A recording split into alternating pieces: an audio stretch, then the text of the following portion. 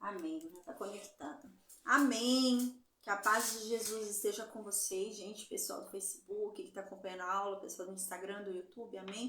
O pessoal do Meet, né? Amém. A Maria, o Francisco, a Carlene, amém. Amém. A paz, né? Que a paz de Jesus esteja com o pessoal aí que vai acompanhar a aula pelo grupo de WhatsApp, né? Nos áudios que eu envio. Amém. Hoje a gente vai fazer a leitura de Jeremias 26, tá? Junto com Jeremias 26, eu vou ler de novo Jeremias 7. A gente já havia lido Jeremias 7, tá? Mas eu vou explicar agora durante a aula porque que a gente vai fazer a leitura de Jeremias 7 de novo, tá bom? Eu vou trazer a fundamentação porque a gente vai ler de novo. Na dúvida a gente vai ler, eu vou explicar por quê, tá? Vamos lembrar aí o que está acontecendo, certo? A gente lembra que Josias morreu no ano 609 a.C., né? A gente lembra 609 a.C., a gente está aqui no nosso tempo histórico. No ano 612 a.C., a capital da Assíria caiu, né? Nínive caiu no ano 612 a.C. Então, 3, 4 anos antes da morte de Josias, antes do evento que matou ali Josias, antes desse momento histórico que a gente está estudando, foi o momento em que Nínive foi destruída, né? E quem é que foi que destruiu Nínive? A Babilônia, né? A gente lembra disso. Mas a Síria ainda não foi totalmente destruída. A Síria ainda está querendo ali reviver, né? A Síria ainda está lutando para se manter viva, tá? Mas a capital dela já caiu. A Babilônia já tomou a capital ali da Síria, Nínive, tá bom? Então a gente lembra que isso aconteceu 612 a.C., no finalzinho do reinado ali de Josias. Aí no ano 609 a.C., a gente lembra que Josias vai lá e sobe para lutar contra o Egito, né? Algo que não era para ele fazer, mas ele foi e fez. Então ele morreu na batalha. A gente lembra disso, que ele morre na batalha. Então Josias morre na batalha e então ele vem ferido, volta ferido para Jerusalém por causa de um ferimento da batalha e ele morre ali em Jerusalém. Então o povo de Jerusalém nomeia como sucessor de Josias o filho de Josias, chamado Jeoacás. A gente lembra que essa nomeação foi colocada, foi feita pelo povo de Judá, né? Só que houve um grande problema aqui. Quando Josias perdeu a... Francisco, eu vou pedir para você, por favor, pôr seu microfone no mudo, tá bom? Obrigada, viu? Amém. Houve um problema muito grande. Obrigada, Francisco. Houve um problema muito grande. Quando Josias perdeu a batalha, quando Josias morreu ali por conta da batalha contra o Egito, houve um problema muito grande para Judá, porque Judá se tornou vassalo do Egito, tá? Então, o Egito agora mandava em Judá. Então, o Egito agora dominava Judá, porque Josias morreu na mão do Egito. E então, o povo, ao ver a morte de Josias, escolhe o sucessor de Josias, Jeoacás. Passou 3 meses e Neco, o faraó lá do Egito, não concorda com essa colocação de Jeoacás. Deu 3 meses só. Jeoacás pôde reinar só por apenas 3 meses. Neco não permitiu que ele ficasse mais tempo. A Bíblia não dá detalhes de por que esse desespero de Neco em retirar Jeoacás do poder. Mas provavelmente Jeoacás, né, não aceitava tão facilmente essa submissão, provavelmente, pelo jeito que a história nos narra, né? Então a impressão que dá é essa, que Jeoacás não aceitou tão facilmente a submissão ao Egito. Então esses 3 meses foram bastante para Neco ver que ele era um rei que ia trazer problema pro Egito. Então o que Neco faz? A gente lembra? Gente, só um instante, tem uma pessoa querendo entrar aqui no Meet. A paz do Senhor Jesus, Luciene, seja bem-vinda, amém. Então a gente lembra, né, que o que é que Neco faz? Quando Neco percebe que Jeoacás vai trazer problema para eles, o que é que Neco faz? Neco vai e chama Jeoacás para uma cidade lá do Egito, né, para uma conferência ali, né, para uma conversa. E Jeoacás vai. A gente lembra que o que acontece com Judá? Judá é vassala do Egito por conta da morte de Josias, né? Luciene, eu vou pedir para você, por favor, colocar seu microfone no mudo, tá bom? Obrigada. Então a gente lembra que Judá agora não manda mais em si mesmo, nem os reis mandam em Judá. Quem manda em Judá é o faraó. Então o faraó manda chamar o rei de Judá, que o povo escolheu Jeoacás, e faraó prende o rei. Faraó deve ter conversado, né? Quando a gente lê a Bíblia, a impressão que dá pra gente é o quê? Que o faraó chamou Jeoacás, eles tiveram um banquete ali, conversaram, e então ele quis ser diplomático, né? Então provavelmente Neco deve ter falado, não, eu quero que você faça tal coisa, eu quero isso, e o Jeoacás não concordou. O Jeoacás falou, não vou fazer. Né? Então, ao que parece, houve uma certa resistência de Jeoacás. Então, o que faraó Neco faz, a gente lembra? Ele prende Jeoacás. Ele é tão perigoso para o faraó Neco que o faraó Neco resolve prender Jeoacás até a morte dele. Então ele fica lá preso no Egito, nunca mais sai de lá. Ele fica preso pela vida inteira dele, né, coitado? E ele foi preso com 20 e poucos anos de idade. Então, dentro desse contexto, a gente lembra que Neco vai lá para Judá. Então o faraó Neco chega lá em Judá e então ele nomeia um novo rei. Não é mais o povo que vai nomear o sucessor daquele que foi preso, né? Quem nomeia é o próprio faraó Neco. E ele nomeia um homem, né, um sucessor, um filho de Josias ali, um irmão daquele que foi preso, né, irmão de Joacás. Ele nomeia um homem que era um homem que aceitava facilmente a submissão. Ele obedecia facilmente ao Egito. Então ele era muito puxa-saco do Egito. Então estava ótimo para o faraó Neco. O faraó Neco vai e coloca esse homem no poder, que era Joaquim. A gente lembra que o nome dele, na verdade, era Eliaquim, né? Mas o faraó Neco muda o nome dele para Joaquim. Isso já é uma demonstração muito clara de poder, né? Então o faraó Neco queria deixar muito claro que quem manda em Judá é o Egito. Então a primeira coisa que ele faz é mudar o nome do rei. Imagina, você muda o nome de um rei de uma nação, você está demonstrando poder sobre aquela nação. E era esse o interesse do faraó Neco. E além disso, o faraó Neco foi e impôs uma tributação. O faraó Neco falou, agora todo ano vocês vão ter que me dar tanto de ouro e de prata. E se não me der agora, ó, eu vou invadir aqui as terras de vocês e vou tomar a força e eu vou tomar muito mais do que eu pedi, né? Era assim que funcionava nessa época. Se você não desse o que eles estavam pedindo, eles invadiam suas terras e tomavam além do que pediram, tá? Por isso que a gente vê muita gente cedendo e dando o que está sendo pedido, né? Porque se invadisse ia ser pior. Então é isso que acontece. Faraó Neco fala isso para Joaquim, né? Eliaquim, que agora mudou o nome para Joaquim. Então Joaquim, a gente lembra que ele vai e começa a impor tributos sobre o povo. Então ele começa a cobrar mais impostos. E ele consegue arrecadar o valor que o faraó Neco cobrou. E manda entregar lá para faraó Neco, tá? Só que a gente lembra que a última coisa que a gente leu na aula passada, que a gente viu na aula passada, foi a mensagem de Jeremias. A mensagem de Deus através de Jeremias, ali do capítulo 22, né? Até o versículo 12. A gente lembra que Deus mandou Jeremias, logo após, né, a morte de Josias, logo após ali Jeoacás ter sido levado ali para o Egito. Aí quem começou a virar rei há pouco tempo foi Joaquim, Eliaquim, né? Então a gente lembra a paz, Adriano, a gente lembra que Jeremias foi mandado por Deus para ir lá no palácio, lá no trono, falar com o rei. O rei Eliaquim, o puxa-saco lá do Egito, o rei Joaquim. Então a gente lembra que Jeremias chega lá e fala, ó, é o seguinte, Deus me mandou vir aqui. E Deus falou o seguinte, se você quer continuar reinando aqui, e se você quer que reis continuem reinando em Judá, vocês vão ter que obedecer a Deus. Se vocês continuarem sem obedecer a Deus, sem obedecer a lei de Deus, sem se atentar a Ele, se vocês continuarem adorando outros deuses, Deus vai tirar vocês dessa terra aqui. E não vai haver mais rei, não. Vocês vão ser dominados pelos estrangeiros. Já que vocês amam tanto tudo que é do estrangeiro, então vão ser dominados pelo rei do estrangeiro agora.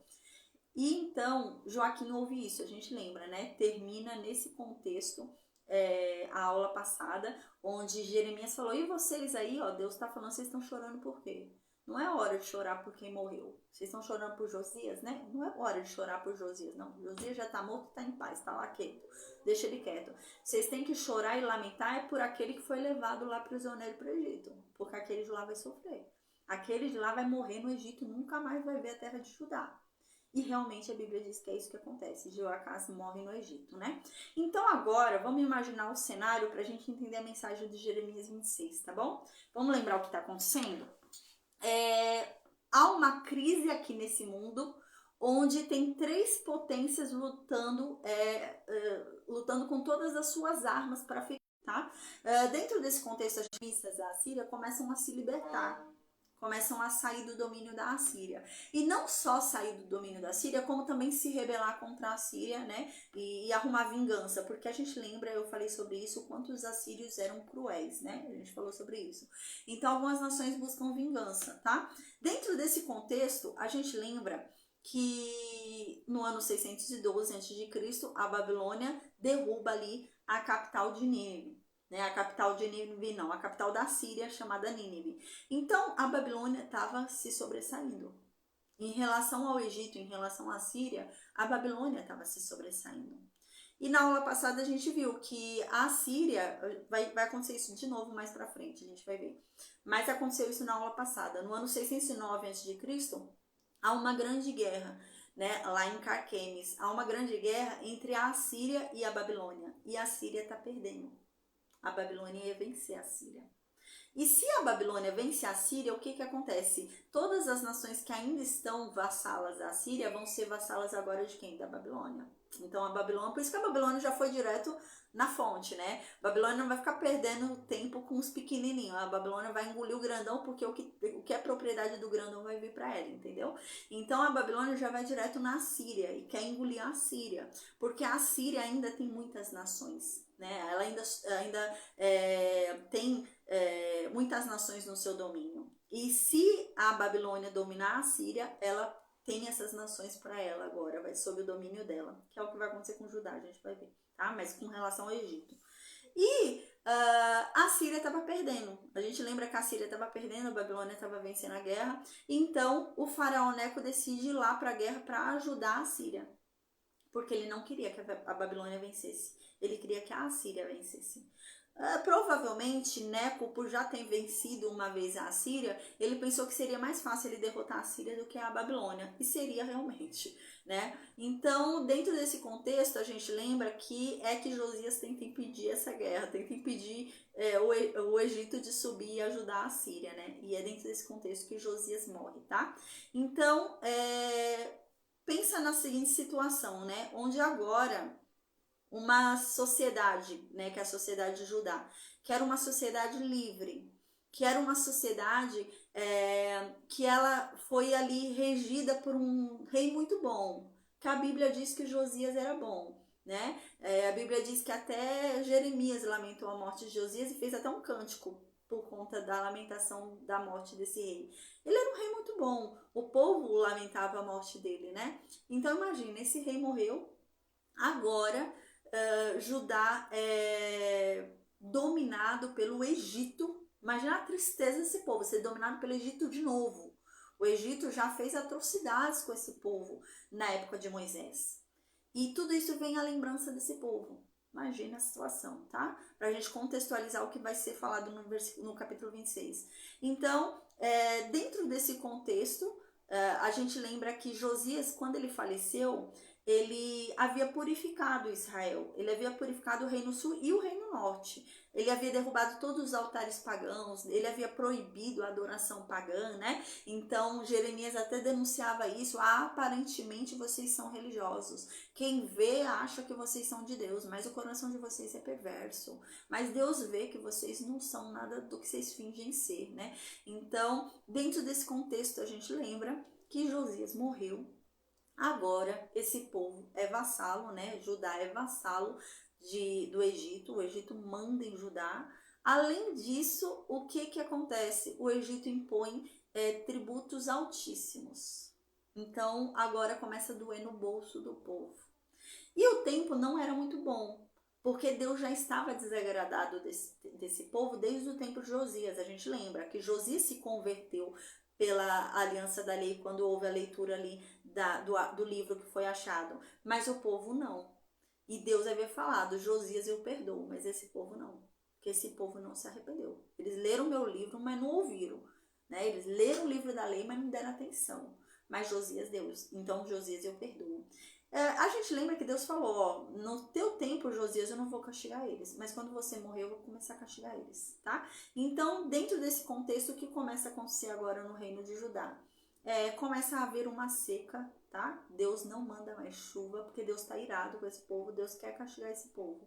A gente está há 4 anos aqui da primeira leva, né, do primeiro pessoal que vai lá para o Egito, mas por enquanto eles ainda são vassalos do Egito, tá? Eles não são vassalos da Babilônia. Eu vou explicar mais para frente como é que vai ter essa mudança para vocês não se confundirem, tá bom?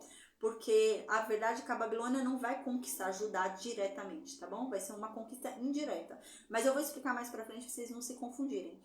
Por enquanto, Judá pertence ao Egito. O Egito domina Judá, tá bom? E dentro desse contexto, a Síria tá brigando, a Síria tá brigando, o Egito tá brigando e a Babilônia tá brigando por poder.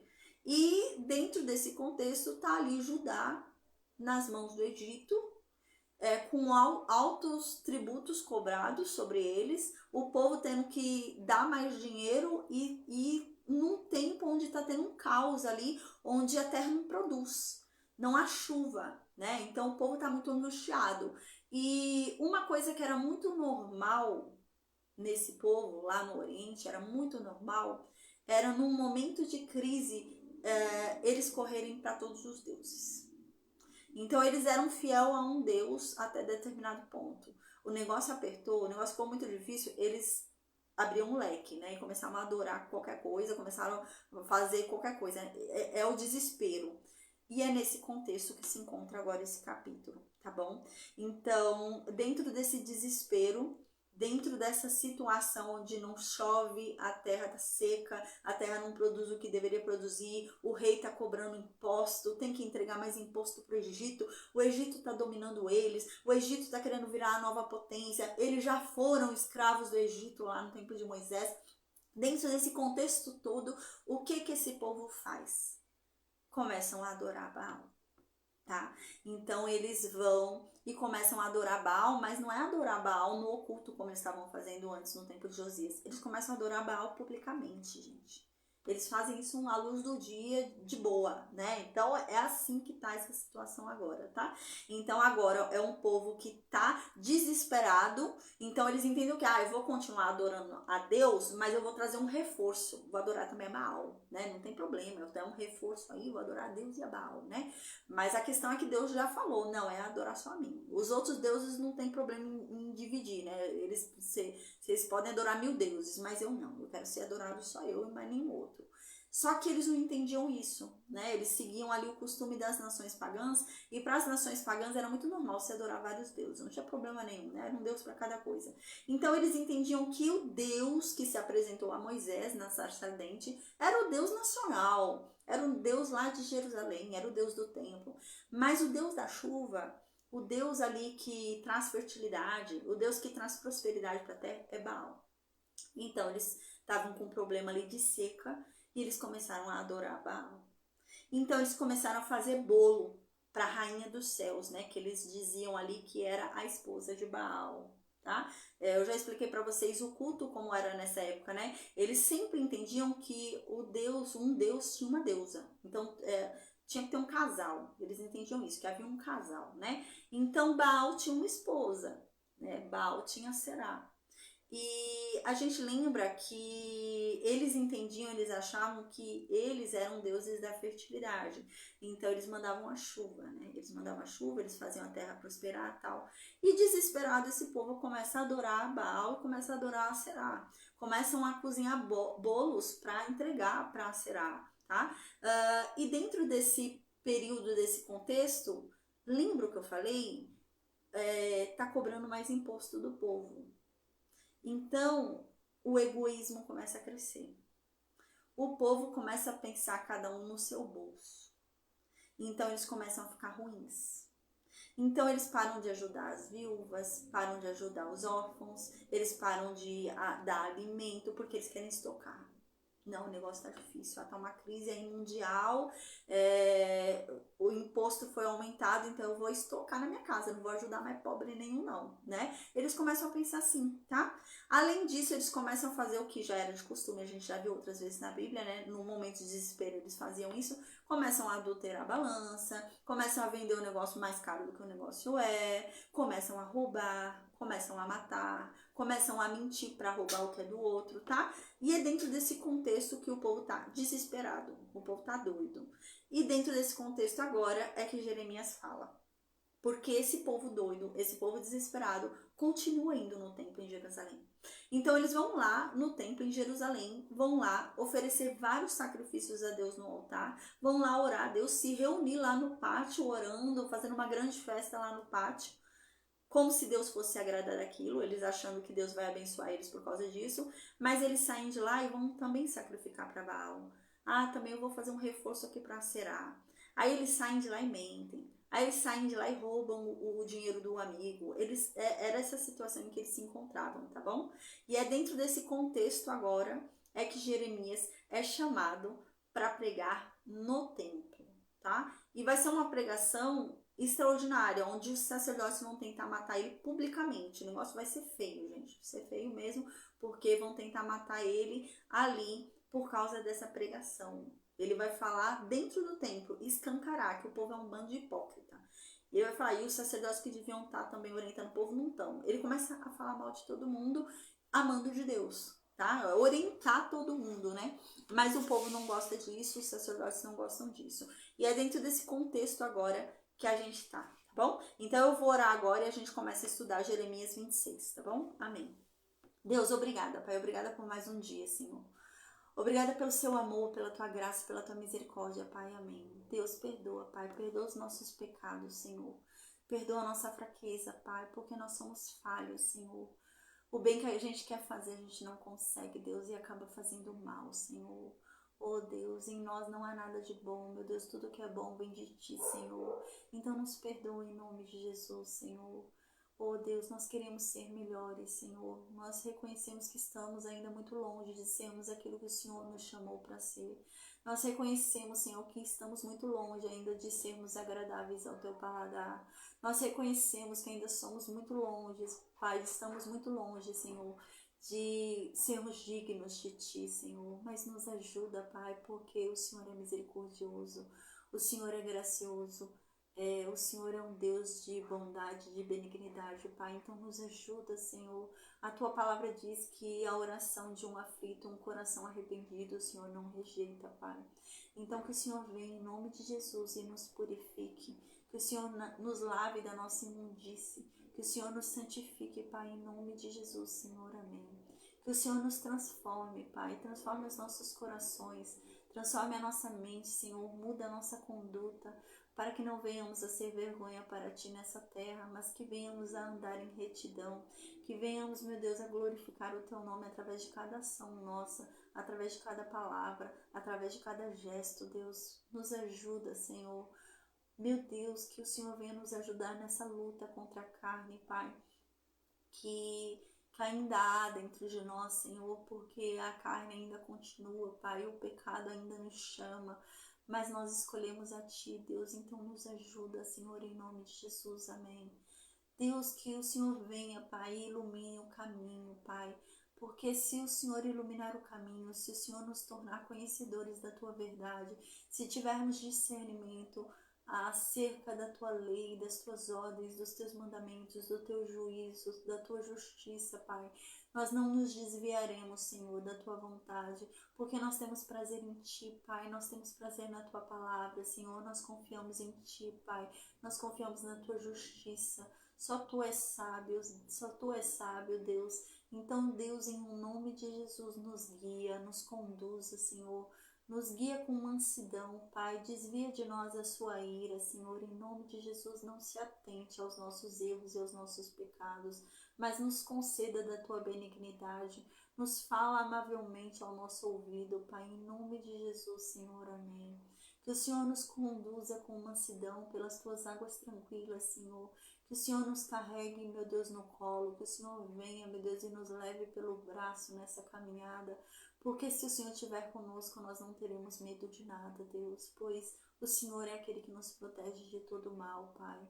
Em Ti nós descansamos, Pai. Debaixo das Tuas asas encontramos um refúgio, um ar fresco, Deus.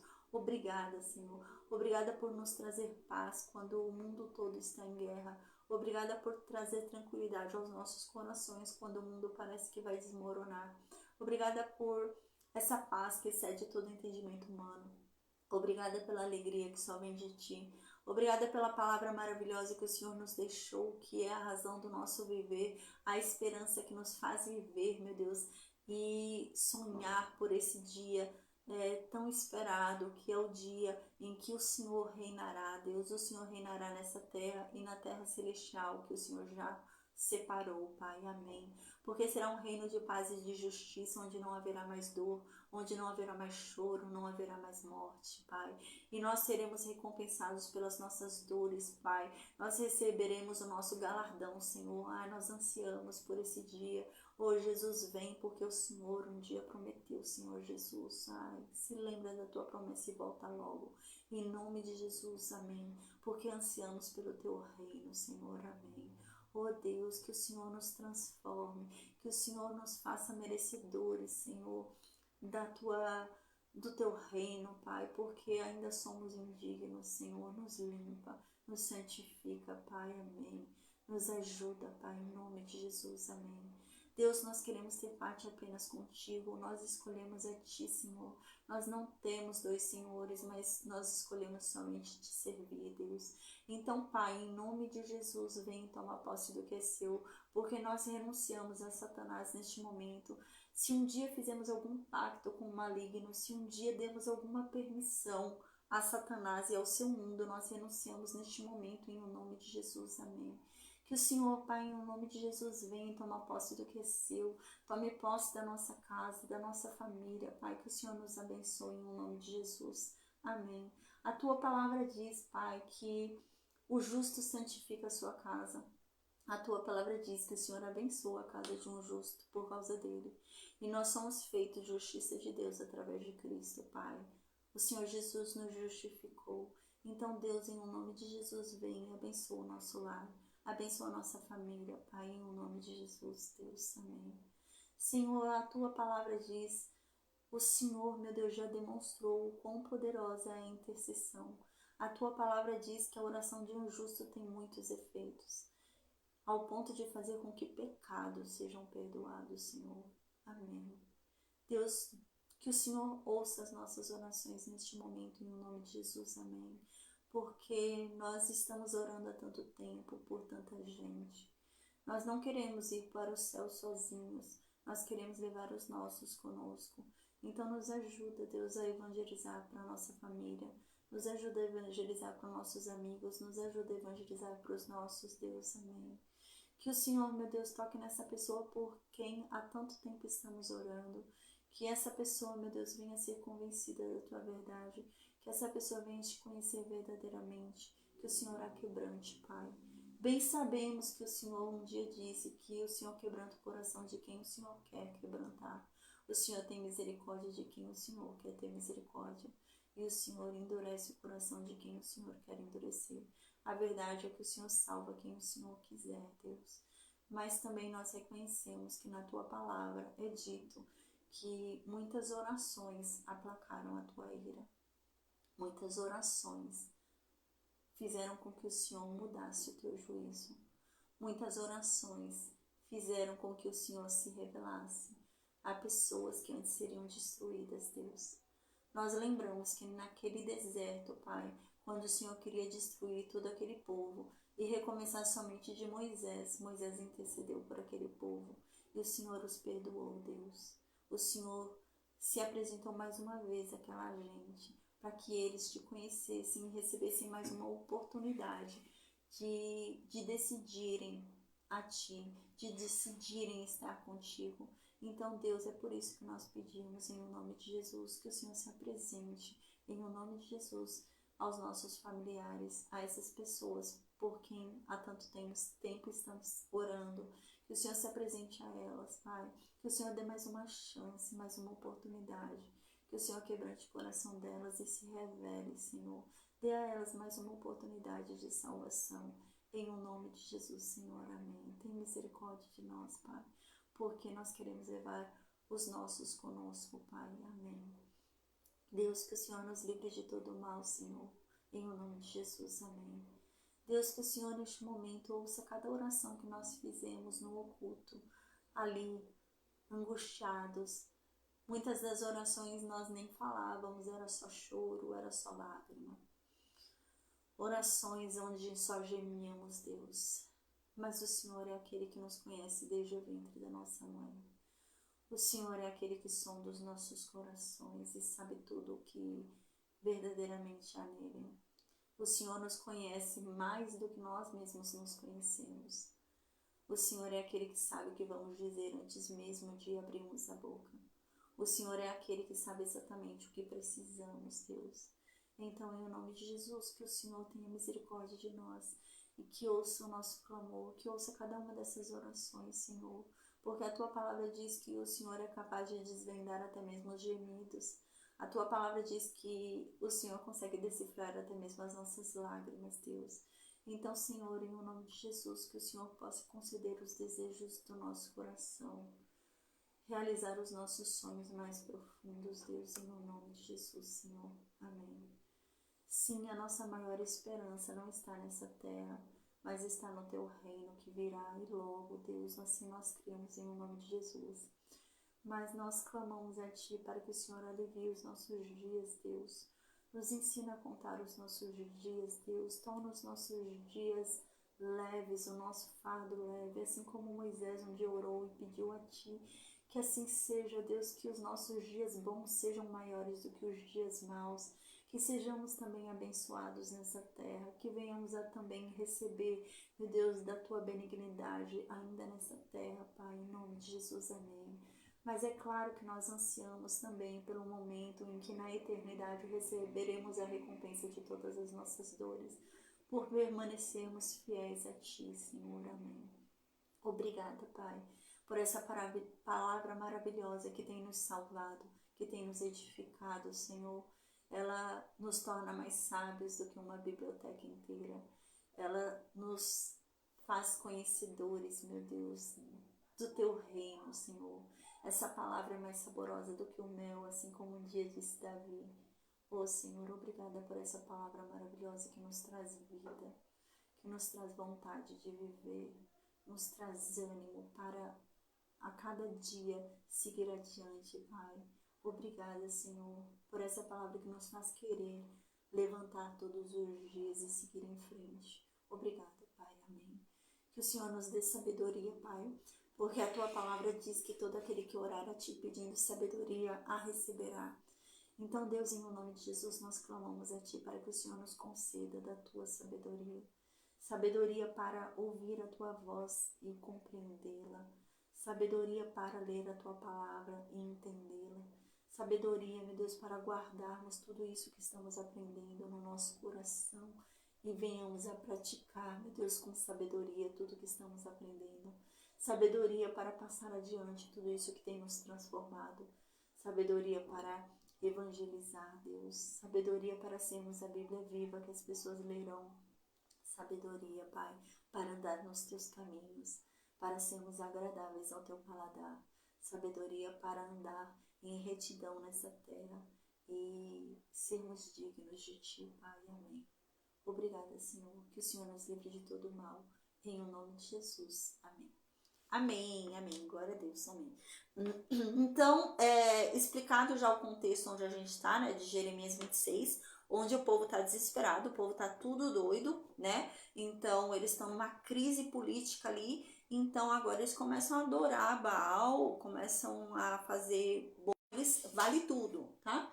Então, é dentro desse contexto agora que Jeremias fala. Diz assim, no versículo 1 do capítulo 26 do livro de Jeremias. No começo do reinado de Joaquim, filho de Josias, rei de Judá, esta palavra foi dirigida a Jeremias da parte de Deus, tá? Então, a gente está no início do reinado de Joaquim, Eliaquim, escolhido por Faraó Neco, né? Então, é um rei que não foi um rei bom, foi um rei que fazia as vontades do Egito, e era um rei, Jeremias mesmo vai dizer isso daqui a pouquinho mais para frente, em outros capítulos, que Joaquim, ele era capaz de tudo para ter os seus próprios interesses alcançados.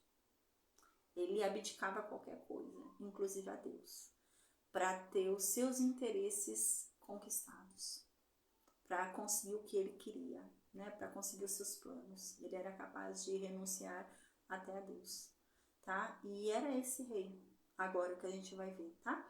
E Deus manda aí falar durante o reinado desse rei, falar para todo o povo, não só para o rei, mas para todo o povo. Então, no versículo 2 diz assim: assim disse Deus para Jeremias, né? O que Jeremias deve fazer. Jeremias vai lá no templo e fica lá no pátio, tá? O que é o pátio do templo de Deus?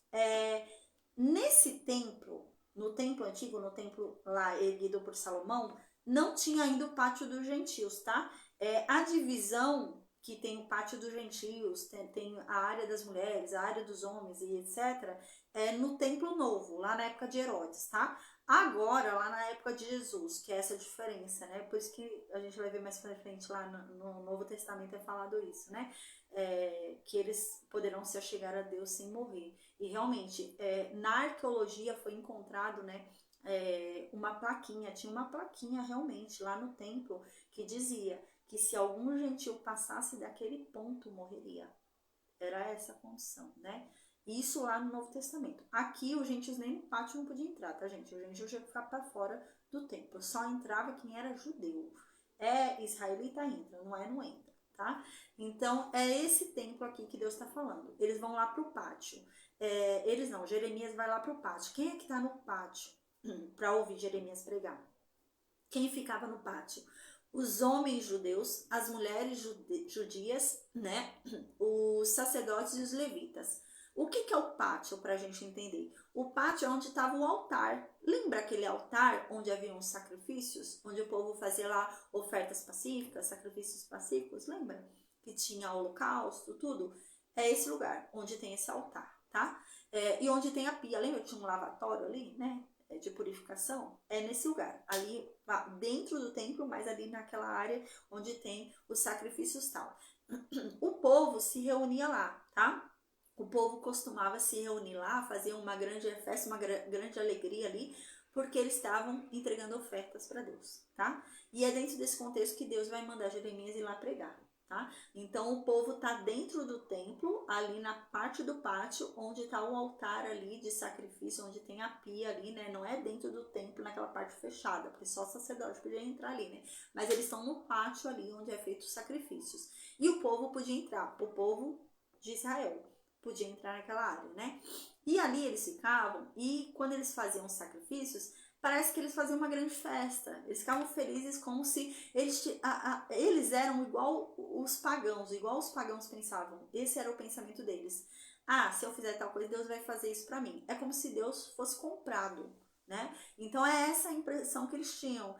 Se eu der 3 bois, Deus vai me dar o que eu tô querendo, né? Então isso, é assim que funcionava. Para os pagãos era assim, e eles tinham colocado isso na religião deles também, como se Deus fosse obedecer, porque Deus está recebendo muito boi, tá? E era isso que eles faziam. Então eles iam lá, faziam uma grande festa, se reuniam, porque eles diziam, não, Deus vai ficar mais feliz se a gente ficar tudo reunido aqui, numa grande festa e oferecer muito animal, tá? E é dentro desse contexto que Jeremias vai falar com esse povo. Esse povo estava fazendo isso, tá? Mas lembra, esse povo também estava adorando lá a Baal. Esse povo também estava mentindo. Esse povo também estava roubando, porque o povo está desesperado, porque a economia está mal, né? Então é dentro desse contexto que Deus manda Jeremias ir lá para o pátio do templo. Então aqui Deus fala, é o seguinte, Jeremias, quando você chegar lá no pátio do templo, você vai falar o seguinte contra todos os moradores de Judá. Todo esse povo que vem se prostrar na minha casa, eles vão ouvir todas as palavras que eu te mandei falar. E é o seguinte, Jeremias, você não deve omitir nenhuma das palavras que eu te disse, você deve falar tudo para eles. E assim, tadinho de Deus, né? Dá até dó, assim, tem algumas coisas que a gente lê, né, que a gente fala, caramba, né? Deus é muito persistente, né? Glória a Deus por isso, né? Senão, meu Deus, se fosse levar em consideração os meus pecados também, ainda bem que ele é persistente, né? Glória a Deus. E a gente vê o quão persistente ele é com esse povo, né? Aqui no versículo 3, Deus diz, talvez assim eles escutem. Talvez dessa vez eles escutem você. Talvez dessa vez eles se convertam de verdade. Nossa, uma dó, né? Deus assim fica numa esperança, né? Vai lá agora, lá dentro do templo e fala desse jeito que eu tô mandando você falar bem claramente. Vai falar rasgado mesmo, né? E assim, talvez, falando desse jeito, eles ouçam, eles se convertam de verdade, eles mudem as atitudes deles, eles mudem esse caminho perverso que eles têm seguido, né? E aí sim eu vou me arrepender do mal que eu tenho planejado fazer contra eles. Aí eu vou me arrepender do mal que eu pensei em trazer sobre eles por causa da maldade deles. Então, quem sabe, agora eles ouçam e mudem, né? Dá até uma dó de Deus, né? É triste, né? E eles não vão mudar, não vão se arrepender. Pelo contrário, eles vão querer matar o profeta, vão querer matar o mensageiro. Aí no versículo 4, né? Tu lhe dirás assim, Jeremias. Assim disse Deus.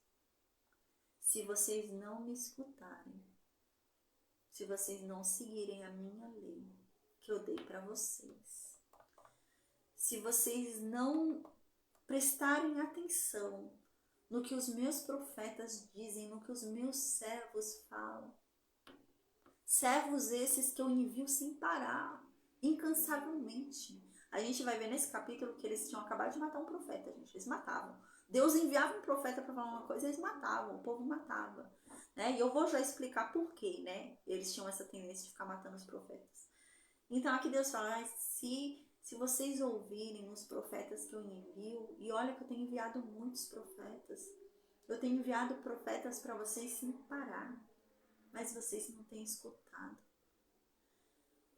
Se vocês continuarem do jeito que vocês estão, eu vou fazer com Jerusalém, eu vou fazer com Sião a mesma coisa que eu fiz com Sião, não, eu vou fazer com Sião a mesma coisa que eu fiz com Siló. Eu vou abandonar Siló, vou abandonar Sião, como abandonei Sião, né? No versículo 6, o que acontece? Havia um grande costume que eles pensavam assim, principalmente pelo que aconteceu lá em Ezequias, lembra? Ezequias com Senaqueribe, principalmente por causa disso. O que eles pensavam? Eles pensavam assim, Deus nunca vai abandonar Jerusalém. Deus nunca vai sair da casa dele. Deus nunca vai abandonar a casa dele. Se ele escolheu Jerusalém para ele morar, se ele mandou erguer esse templo para ele habitar, ele nunca vai deixar ser invadido por estrangeiro. Ele nunca vai, resolver sair do templo dele e permitir que a terra seja destruída. Nunca, nunca, nunca. Ele escolheu, foi ele que escolheu Sião. Ele jamais vai desistir de Jerusalém. Ele jamais vai deixar o templo dele ser destruído. E era nisso que eles se confiavam. A certeza deles era essa. Deus escolheu Jerusalém. Deus escolheu Sião. Deus mandou erguer esse templo aqui. Então, ele não vai abandonar a casa dele e ir embora. Não vai. Então, por isso Deus fala isso aqui. Deus fala, olha, é o seguinte, eu abandonei Siló. A gente lembra que no começo, antes de Davi, Deus havia escolhido Siló para si, o centro de adoração. Não era Sião, não era Jerusalém, era Siló. Lembra? Siló era o local. Aí depois, no tempo de Davi, é que mudou para Sião. Mas primeiro era onde? Siló. Antes de Davi, Siló já havia quebrado, né? Já não era mais um centro de adoração Siló. E é isso que Deus está falando. Deus falou, se eu abandonei Siló, eu escolhi Siló. E eu abandonei Siló, porque Siló para mim já não era mais um lugar de adoração. Siló para mim já era um lugar de perversidade. Siló já perdeu a sua função e eu saí de lá e mudei de lugar. Vocês acham que eu não vou sair de Sião? Vocês acham que eu não vou desistir de Jerusalém? Se eu desistir de Siló? É isso que Deus está falando aqui, né? Então aqui Deus diz, e eu vou fazer dessa cidade uma maldição para todas as nações da terra. E gente, um profeta falar isso era algo muito sério. Era algo muito sério, porque o povo entendia que o profeta tinha que falar coisas a favor do povo. Um profeta que fala coisas contra o povo é um profeta ruim. Por quê? Eles pensavam o seguinte, você está desejando coisa ruim pra gente. Profeta, em vez de vir falar coisa ruim pra gente, por que você não ora para Deus nos perdoar? Era esse o sentido que eles pensavam, entendeu? Se o profeta tá vindo falar coisas ruins para eles, que vai acontecer uma desgraça ali, porque o profeta é ruim. O profeta está desejando, o profeta está querendo que Deus faça aquilo na cidade. O profeta é um antipatriota. O profeta é um antirreligioso. O profeta é um traidor. Era isso que eles pensavam. Então, ele fala, não, da tua boca tem que sair bênçãos e não maldição. Você está amaldiçoando a gente, né? Então, era um misticismo que eles entendiam que o profeta tinha que falar coisas boas para trazer coisas boas. Se o profeta falasse coisas ruins, ia atrair coisas ruins, entendeu? Era meio um misticismo, né? Como se o profeta estivesse amaldiçoando o povo. E eles não entendiam isso, né? Eles achavam que o profeta era contra a nação. O profeta torce contra o país em que ele vive. E não era essa a situação, tá? E então, Jeremias fala que sobre Jerusalém, sobre Judá, vai vir a maldição de Deus, né? Então, isso era terrível para o povo ouvir. O povo estava falando, nossa, Jeremias está torcendo contra nós. Jeremias está torcendo contra o país que ele vive. Jeremias é um traidor, né? É nesse sentido, tá? Então, aqui diz que os sacerdotes, os profetas e todo o povo de Judá estavam ouvindo o que Jeremias falava. Estavam ouvindo ele falar isso daí. E ele falava isso lá na casa de Deus. Aí no versículo 8 diz assim: e quando Jeremias terminou de falar tudo o que Deus mandou ele falar, que aqui não diz, fala que tem mais coisa ainda, que não está escrito aqui, né? Diz que quando ele terminou de falar tudo que Deus mandou ele falar, era tanta coisa, era coisa tão pesada, era tanta coisa ruim, que o povo, os sacerdotes e os profetas se reuniram, pegaram Jeremias, prenderam Jeremias e queriam matar Jeremias, tá? Então agora eu vou fazer o seguinte, a Bíblia não fala pra gente claramente qual é a mensagem que Jeremias falou. Diz que há uma mensagem além disso que foi lido, mas não diz qual é a mensagem, tá bom? Existem alguns estudiosos, na verdade a maior parte dos estudiosos, que eles conectam a mensagem ao capítulo 7 do livro de Jeremias, tá? Lá no capítulo 7 do livro de Jeremias, diz que Jeremias pregou uma mensagem na porta do templo. Aqui diz que Jeremias foi mandado por Deus pregar no pátio, dentro do templo, tá? Então, essa divergência, né? Há essa diferença. Onde lá no capítulo 7 fala que Jeremias pregou na porta do templo e aqui diz que ele pregou no pátio. Há uma diferença muito grande aqui, tá? Na porta do templo você está pregando até para os gentios, você está pregando para todo mundo que passa ali, tá? Na porta do templo, geralmente, era onde se ensinava a lei. Então, os sacerdotes, os levitas, ficavam na porta do templo ensinando, falando sobre a lei, para que os gentios, todo mundo que passasse ali, ouvisse, entendeu? E dentro do templo, no pátio, não era um lugar disso, era um lugar de realmente adoração, era um lugar realmente de sacrifícios, tá? Então, era um lugar onde não era tido o ensino ali dentro. Era um lugar mais voltado à reflexão, era um lugar voltado à adoração, era um lugar onde eles buscavam comunhão ali com Deus por meio daqueles sacrifícios que eles estavam fazendo, tá? Mas o que alguns estudiosos alegam?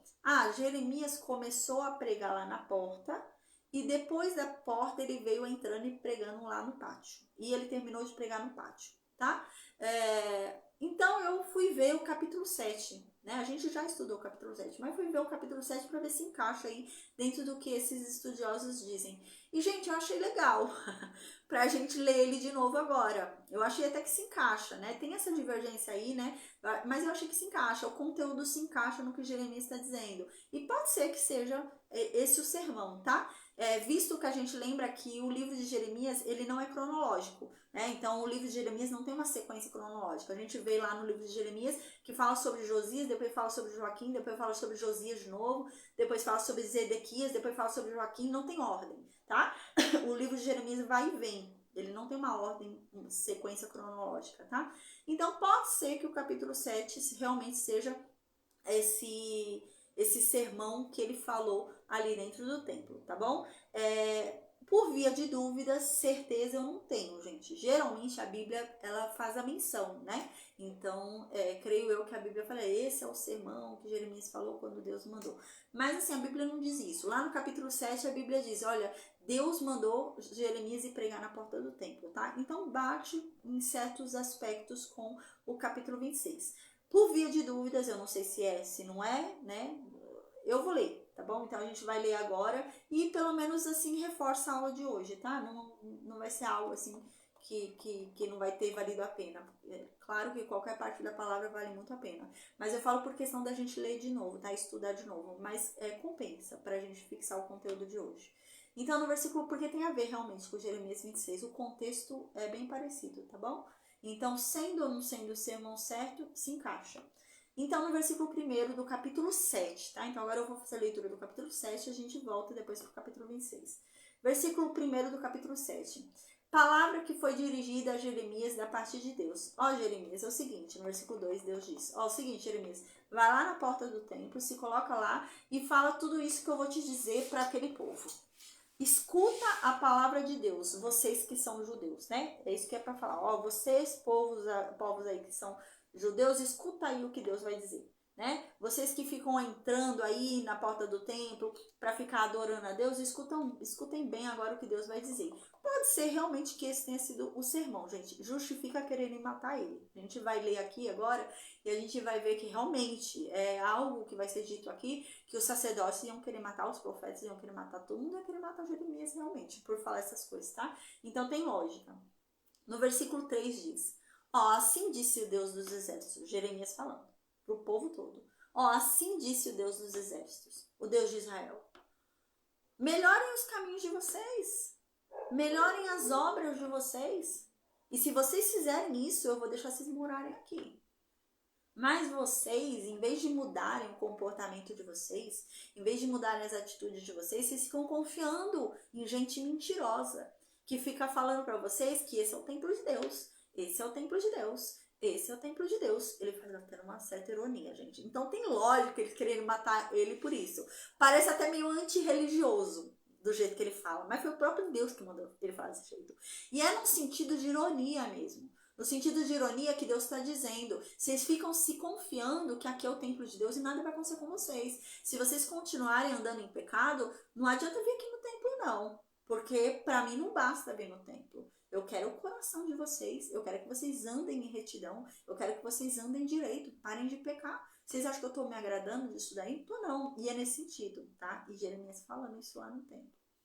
Então, no versículo 5 diz, porque se vocês realmente melhorarem os caminhos de vocês, se vocês realmente melhorarem as obras de vocês, se vocês começarem a fazer o que é certo, se vocês agirem direito com o próximo de vocês, se vocês pararem de ficar oprimindo quem é estrangeiro, se vocês pararem de oprimir o órfão, se vocês pararem de ficar roubando o pouco que a viúva tem, pararem de ficar não ajudando quem precisa de ajuda, né?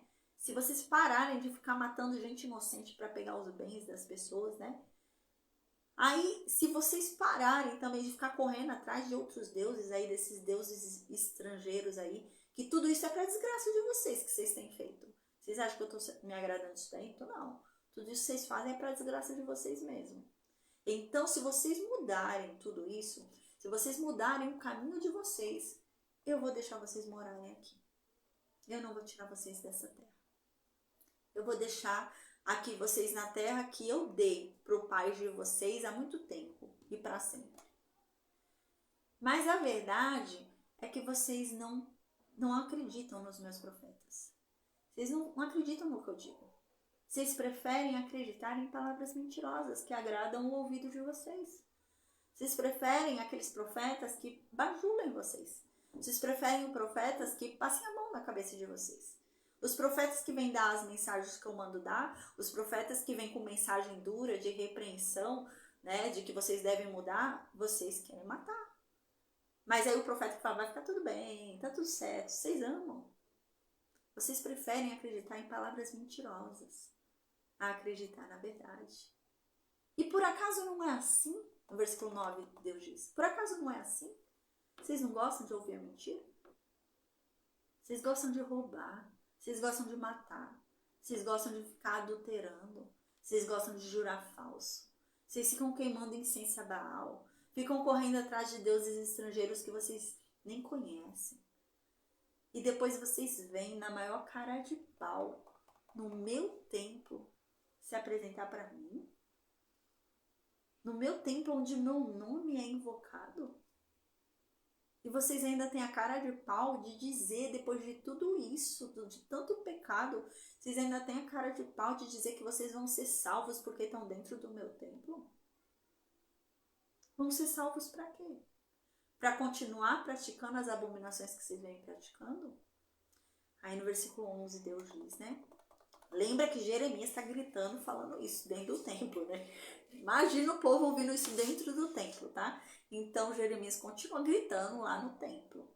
Este templo aqui, ó, onde o meu nome é invocado, por acaso é um covil de ladrões perante os olhos de vocês?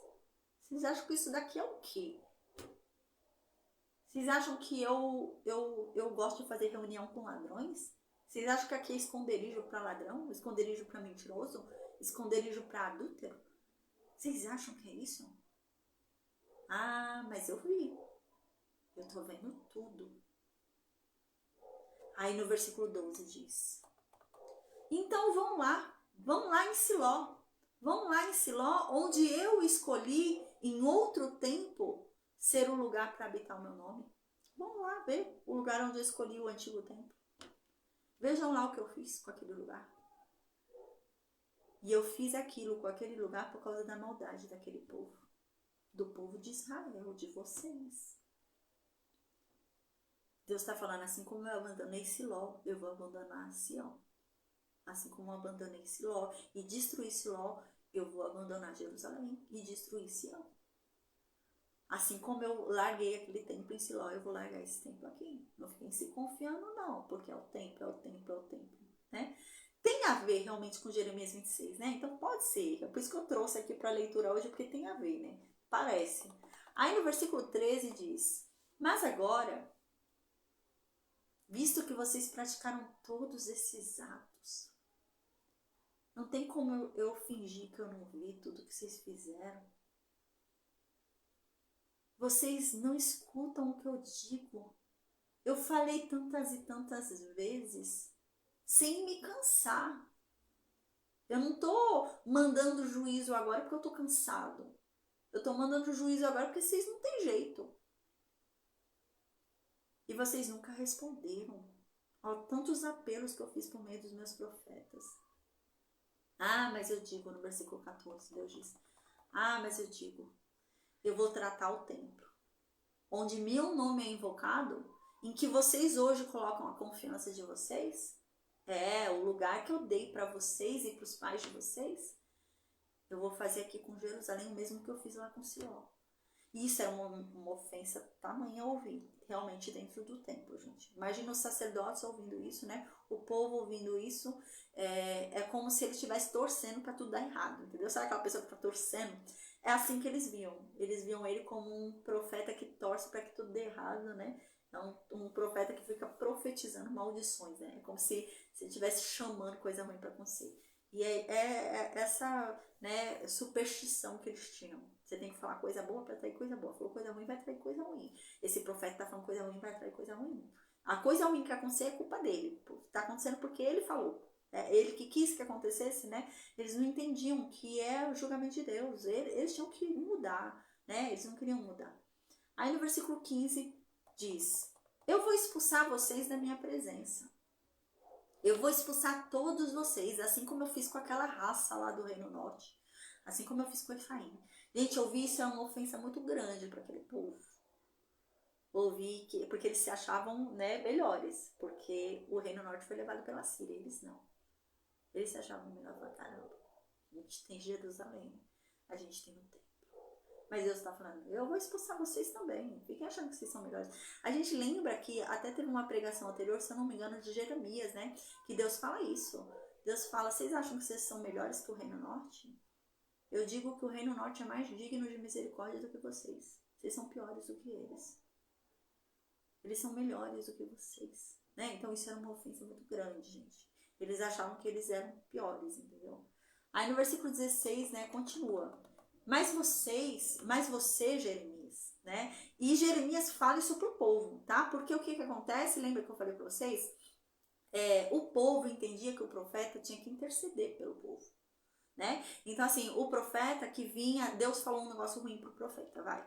Deus falou, olha, eu vou mandar essa nação ser destruída, vou levar essa nação pro cativeiro. O que o povo entendia? Que o profeta tinha que orar e pedir pro povo, para Deus perdoar o povo. Eles entendiam isso. O profeta tem que pedir pro povo, para Deus perdoar o povo. Era essa a questão. E agora, no versículo 16, Jeremias está dizendo pro povo, nem adianta eu pedir para Deus perdoar vocês, porque Deus já falou para eu não orar, não pedir perdão para ele por vocês não. É isso que Jeremias está falando. Nem adianta, eu tentei orar por vocês, Deus falou que não é para orar não, que Deus não quer que eu ore por vocês, tá? E o povo ouvindo isso, tá? Então no versículo 16 diz, mas você, Jeremias, Deus disse isso para mim, gente, né? Imagina Jeremias falando lá no templo e Jeremias fala, mas gente, Deus disse para mim que não é para interceder por vocês. Deus diz que não é para eu lamentar por vocês. Deus diz que não é para eu fazer nada em favor de vocês. E Deus disse para eu não insistir, porque ele não vai me ouvir, né? Então era muito comum o povo achar que o profeta tinha que pedir a favor do povo, tá?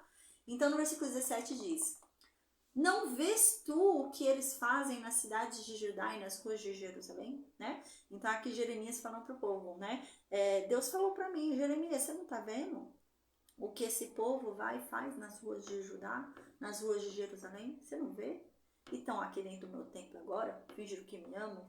Versículo 18. Eu tô vendo Jeremias. E Jeremias gritando isso dentro do templo pro povo ouvir, tá?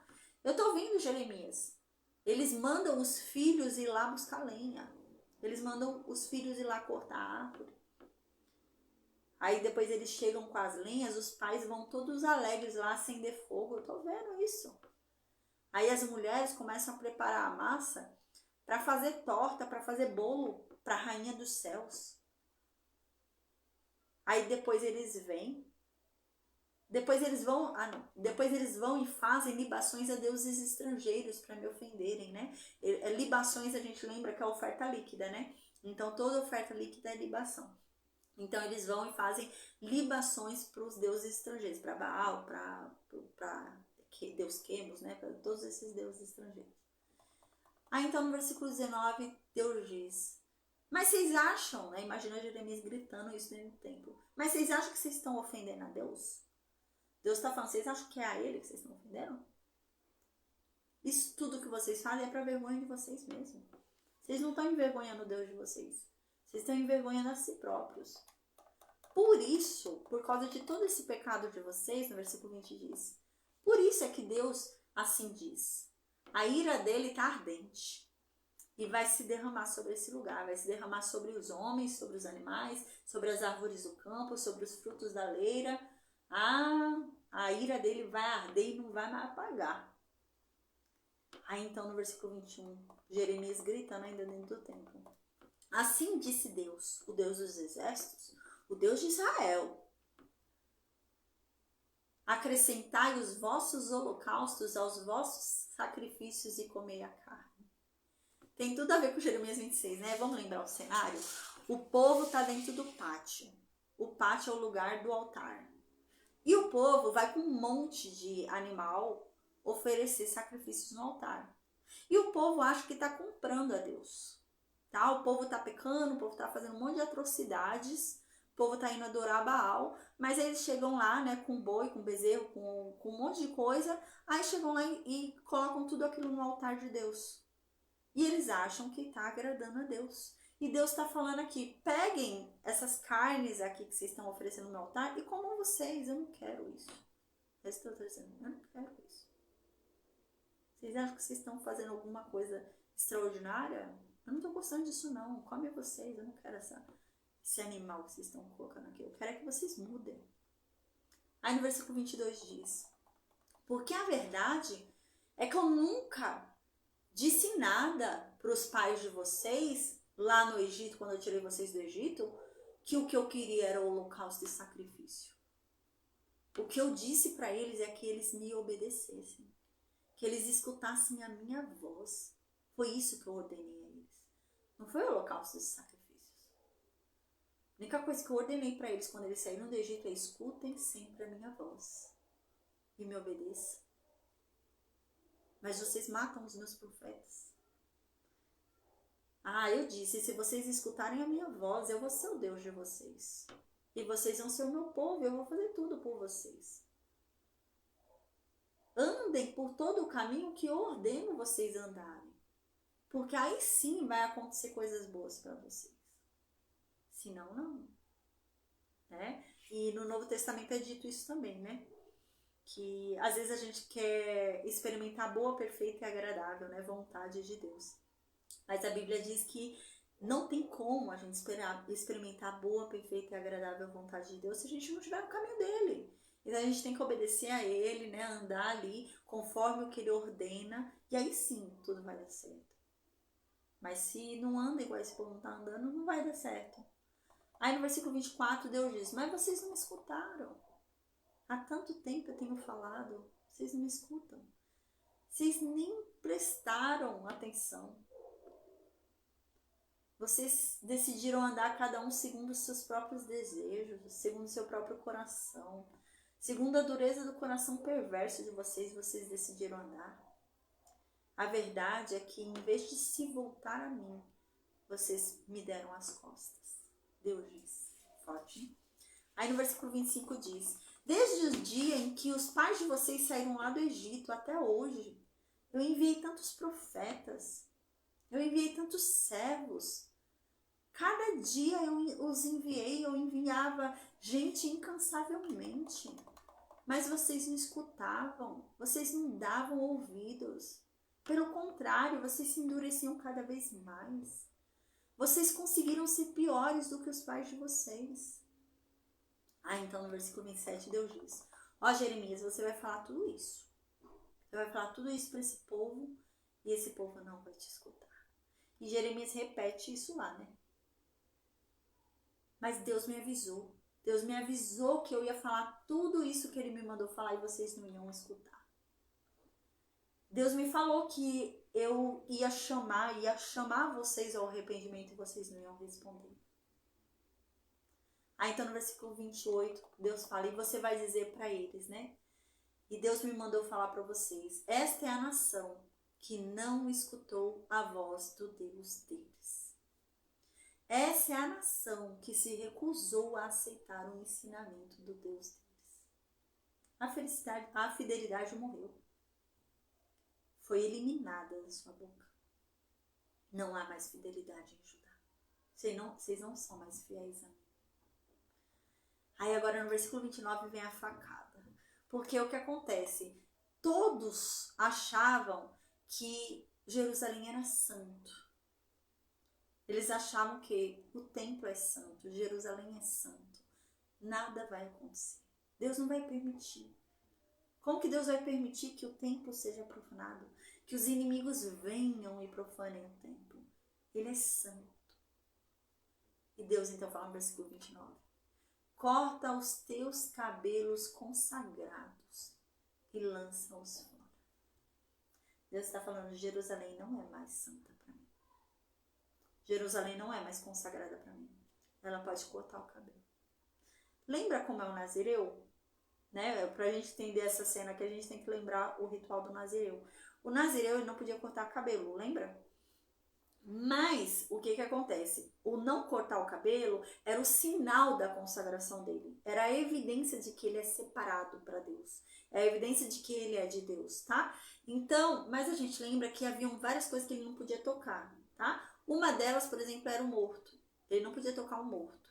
Se um nazireu tocasse o morto, o nazireado dele era corrompido. Então toda a purificação que ele fez a vida inteira acabou. Foi tudo água abaixo. Ele tem que começar tudo de novo, tá? Quando eu expliquei sobre o nazireado, eu até dei esse exemplo para vocês. Por exemplo, uma pessoa faz um voto de nazireado de 20 anos. Eu tô com 20 anos aí de voto de nazireado. Aí no meu 19º ano, falta um ano para eu terminar o meu voto, né? Meu cabelo é enorme, eu tô com um ano para terminar meu voto. toquei num morto.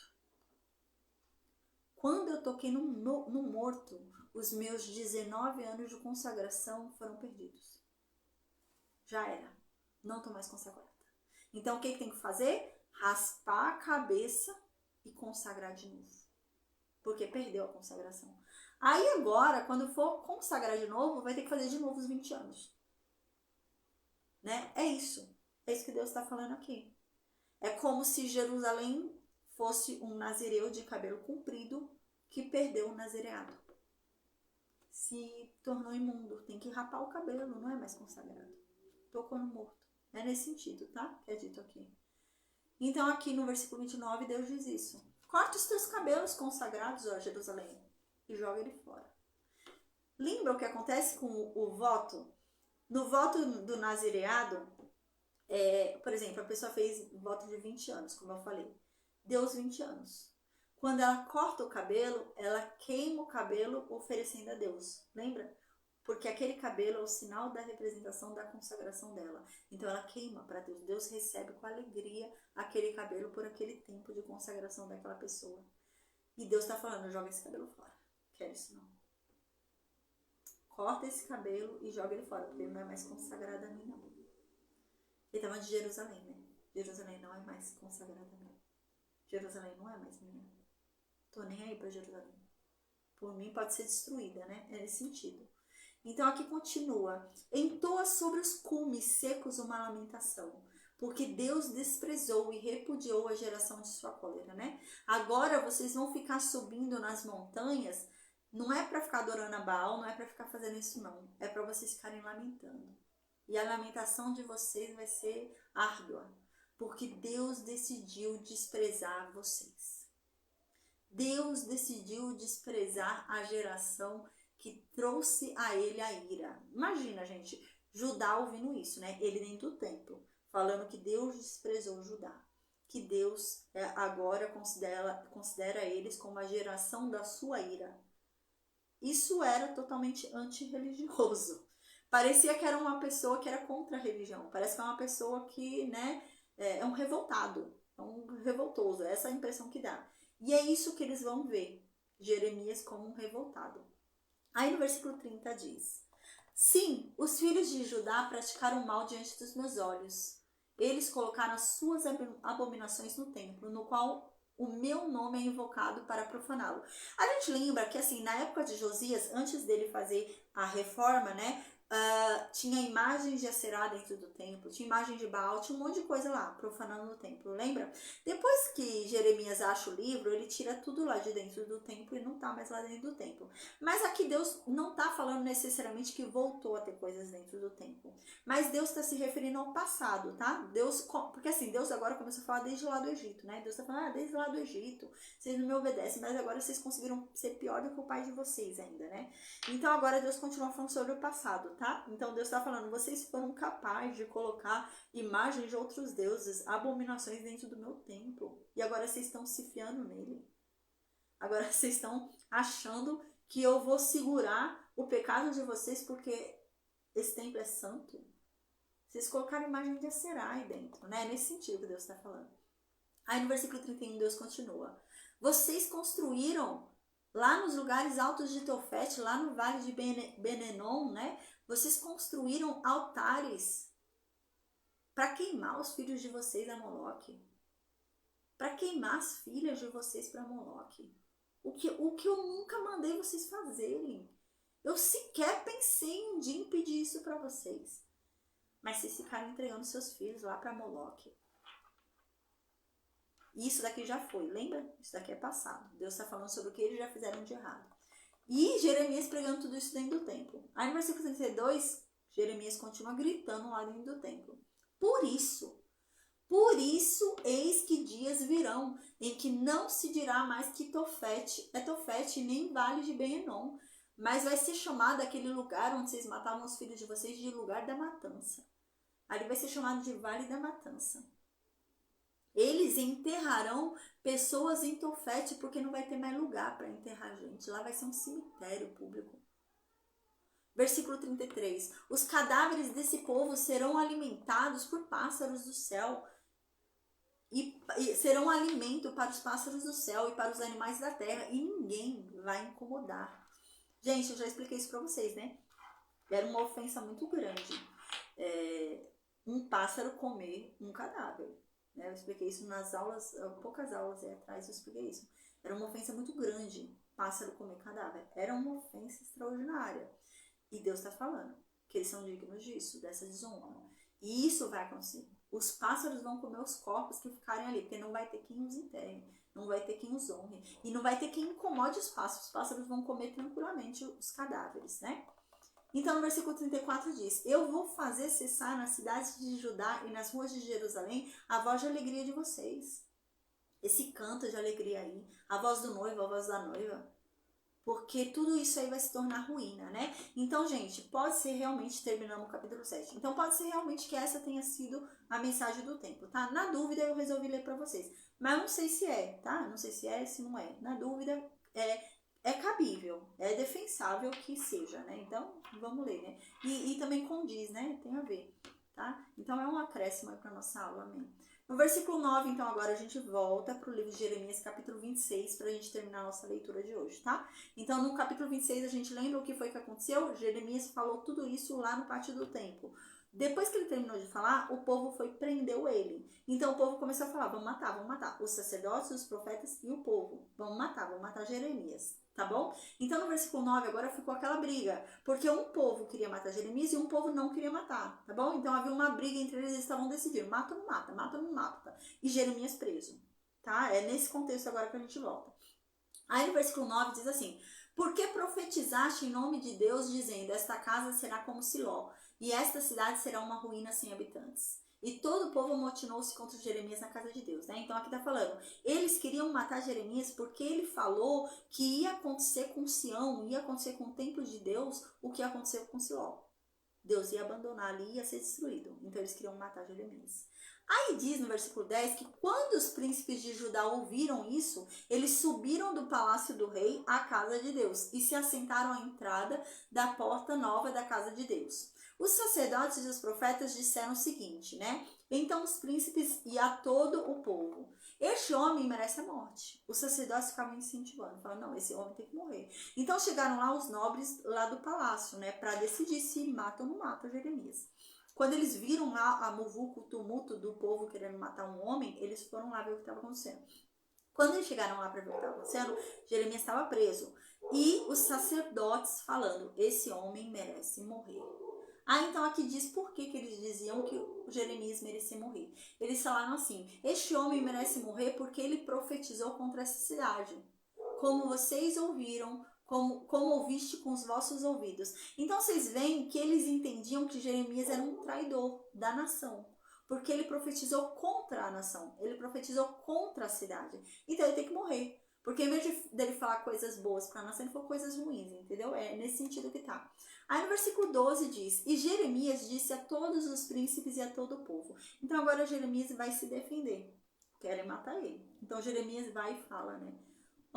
É o seguinte, Deus me mandou vir aqui. Deus me mandou falar essas palavras que vocês ouviram. Deus me mandou falar isso. Mas agora, gente, melhorem os caminhos de vocês. Melhorem os atos de vocês e escutem o que Deus disse através da minha boca, povo. Se arrependam do mal que Deus falou que vai trazer. Se arrependam. E então Deus vai se arrepender do mal que Ele falou que vai fazer contra vocês. Ainda há tempo, gente. Por que vocês querem me matar? É só vocês ouvirem o que eu preguei e mudarem. Que ainda dá tempo de Deus não abandonar Sião. Aí no versículo 14, Jeremias fala, mas quanto a mim, eu estou na mão de vocês. Se vocês quiserem me matar, vocês me matem. Vocês que sabem. Façam o que vocês quiserem. Mas saibam de uma coisa, no versículo 15, Jeremias diz, saibam de uma coisa. Se vocês me matarem, é sangue inocente que vocês vão estar derramando. Vocês vão derramar sobre essa cidade e sobre os habitantes dessa cidade sangue inocente. Porque foi Deus quem me mandou vir aqui. E tudo que eu disse foi a mando de Deus. A gente lembra, né, na Aliança da Lei, quando a gente estudou, era algo muito sério você matar um inocente, né? Porque aquele sangue tinha que ser cobrado. Lembra? Tudo antes tinha que ser pago. né? Então, se um homem matava outro homem, na aliança da lei dizia que a única forma de pagar um assassinato era matando aquele que assassinou. A aliança da lei dizia isso, gente, era nesse nível. Então, uma pessoa matou, como é que vai limpar a terra do que ela fez, né? Como é que a terra vai ser purificada e não vai trazer maldição sobre aquele povo, aquela nação que vive naquela terra que houve aquele assassinato, matando aquele que assassinou. A única exceção era a cidade de refúgio, lembra? Então, quando a pessoa matou sem querer, ela tinha que correr e ficar escondida lá numa cidade dos sacerdotes. E o vingador de sangue não podia matar essa pessoa. Mas se ela saísse da cidade de refúgio e o vingador de sangue encontrasse ela e matasse ela, estava tudo certo. Não podia ser cobrado nada dele. Porque a lei dizia isso, que a única forma de se perdoar o pecado de assassinato era matando o assassino. Tá? Hoje não é assim, tá, gente? A gente tem um perdão em Cristo, né? Mas nessa época não, tá? Era assim. E é isso que está dizendo aqui Jeremias. Jeremias está falando, saibam que se vocês me matarem, vocês vão estar matando sangue inocente. E sangue inocente era pior ainda. Você matar, né? Porque o sangue ia ter que ser cobrado. Igual o vingador de sangue que matasse aquele que matou a pessoa, não ia ter não ia ter nenhum problema para ele, o vingador de sangue. Era legítimo pela lei. Você podia ir lá e matar quem matou alguém que você conheça, tá? O sangue inocente ia ser cobrado. Agora, se ninguém fosse pego, lembra que tinha até uma condição assim na aliança da lei? Por exemplo, houve uma morte na cidade, encontraram o corpo lá. E ninguém sabe quem matou. Aí a aliança da lei dizia, aquela terra foi profanada, né? Aquela terra foi amaldiçoada por causa daquele sangue derramado. Então, o que tinha que ser feito? Uma purificação. Então, a gente lembra que eles tinham que cortar um animal, o sangue do animal ia ser dado no lugar daquele que assassinou, porque não se sabia quem assassinou. E então, a terra seria purificada. Mas a pessoa que assassinou seria amaldiçoada, porque ela não se entregou, porque ela devia morrer. Ela não morreu, então ela foi amaldiçoada. Então, é isso que Jeremias está chamando para esse povo, tá? Então, Jeremias está falando, a culpa pelo meu sangue vai recair sobre essa terra e sobre vocês, porque eu sou inocente. Então, agora no versículo 16, diz que os príncipes e todo o povo disseram. Então, os sacerdotes disseram aos sacerdotes e aos profetas, né? Eu acho que ele não merece morrer. Acho que é melhor não matar Jeremias, porque ele falou em nome de Deus, do nosso Deus. E então começou a briga. Uns queriam matar, uns não queriam matar. Aí nisso levantaram-se alguns anciãos, alguns homens mais idosos lá da terra, e disseram lá para a assembleia do povo. E eles falaram o seguinte, no versículo 18. Gente, vocês lembram de Miqueias? A gente já leu o livro de Miqueias. Miqueias era lá do tempo de Ezequias. A pregação de Miqueias foi que converteu o povo para que o povo fosse salvo lá na invasão de Senaqueribe. Lembra? A gente já leu o livro de Miqueias. Agora eles vão falar sobre esse profeta. Aí diz assim no versículo 18, o ancião falando, né? Gente, vocês lembram de Miqueias? Miqueias lá, que era lá de Morache. Então, ele profetizou lá nos dias de Ezequias, lá o rei de Judá, quando Judá estava sendo invadido por Senaqueribe. E eu lembro que ele disse o seguinte, olha, assim diz o Deus dos exércitos. Sião vai ser um campo arado, Jerusalém vai ser um monte de ruínas, e a montanha do templo um lugar alto da floresta, se vocês não se converterem. Aí os anciãos falaram assim, na assembleia, e por acaso, Ezequias, quando ouviu isso, matou Miqueias? Não. Pelo contrário, eles acreditaram na pregação de Miqueias. Eles temeram a Deus. E eles se converteram, eles imploraram a Deus, e então Deus se arrependeu do que ia fazer, e Deus deu até a vitória para eles contra Senaqueribe. Não foi isso que aconteceu, gente? E vai que agora Jeremias está fazendo o mesmo. Como a gente vai assumir a grande responsabilidade de matar esse homem, e se ele foi igual a Miqueias? Você vê que Miqueias estava falando a verdade? Então no versículo 20 diz... Teve ainda, né, os anciãos falando, teve ainda um outro homem, gente. Não é só Jeremias que está falando isso, gente. Lembra que teve um outro profeta aí, esses tempos aí, chamado Urias, o filho lá de Semeias. Ele veio lá de Cariate Yarim. E ele profetizou a mesma coisa que Jeremias está profetizando. A mesma coisa ele profetizou. Vocês lembram disso, gente? E o que foi que o rei Joaquim fez? Quando o rei Joaquim ouviu, ele mandou todos os guerreiros dele para matar esse homem. Aí quando Urias soube que ia ser morto por Joaquim, ele teve medo e fugiu lá para o Egito, lembra? Mas aí Joaquim foi e perseguiu ele lá no Egito e pegaram ele lá no Egito e trouxeram ele e mataram ele. Vocês lembram disso? Eles chegaram, né, tiraram lá Urias do Egito, trouxeram aqui para o rei Joaquim e o rei Joaquim mandou matar esse profeta. E pegou o cadáver desse profeta e lançou na sepultura pública. Gente, lançar o cadáver de um profeta numa sepultura pública, ele estava querendo desonrar o profeta. Ele estava querendo dizer que aquele homem não é de Deus, entendeu?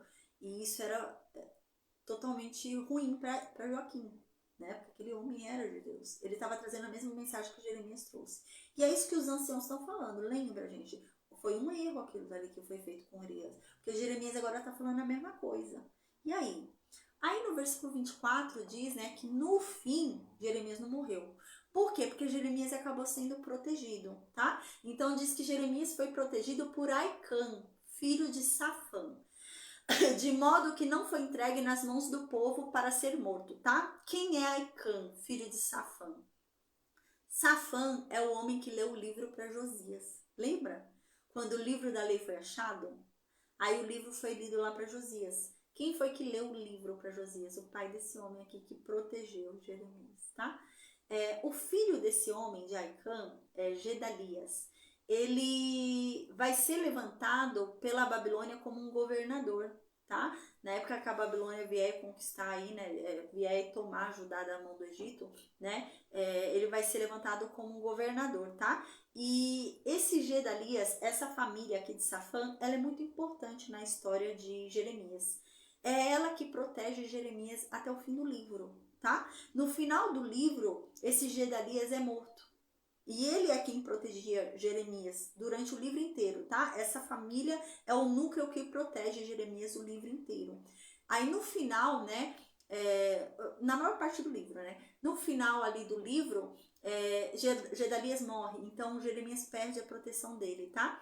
Então, quando Jeremias perde a proteção dele, o povo começa a levar Jeremias para lá e para cá, sem o consentimento de Jeremias. Então, Jeremias é levado à força lá para o Egito, tá bom? Então, é esse contexto, essa família é muito importante, tá bom? Então, amém, gente. A gente termina a nossa aula aqui hoje. Glória a Deus, amém, tá bom? Amém. Amanhã a gente volta aí para a gente estudar Jeremias 14, com a graça de Deus aí. A gente continua dentro desse mesmo contexto aí, tá bom? Amém. A gente tá antes ainda ali, né, da tomada da Babilônia, né, ao Egito, mas a gente tá perto. A gente tá no início do reinado de Joaquim. A gente vai continuar aí 609, 608, 607 a.C., tá bom? 605 a.C. é que há uma reviravolta aí onde Nabucodonosor então começa a ter poder sobre Judá, tá? Mas toda essa pregação que a gente está estudando agora é antes de Nabucodonosor ter esse poder sobre Judá, tá bom? Então quando chegar esse momento eu vou explicar para vocês o que é que vai acontecer aí, porque não está escrito na Bíblia. É o que acontece que faz com que Nabucodonosor tenha esse poder.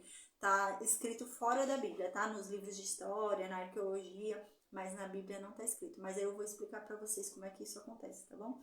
Então, amém, gente. Que Deus nos abençoe e nos guarde. Em nome de Jesus, amém, tá? Eu vou desconectar o Facebook e o Instagram, vou perguntar no Meet se alguém tem alguma dúvida.